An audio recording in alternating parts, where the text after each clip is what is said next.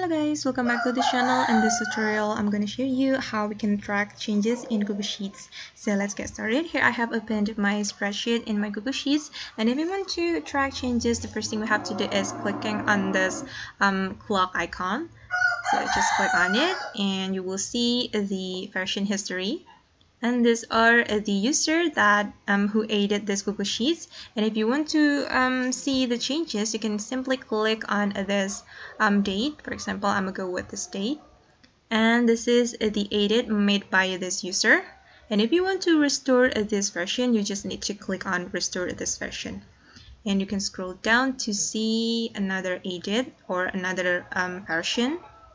Then make sure that you click on the show changes to see the changes like this. Okay, and this is the total edits. You can see the total edits right here.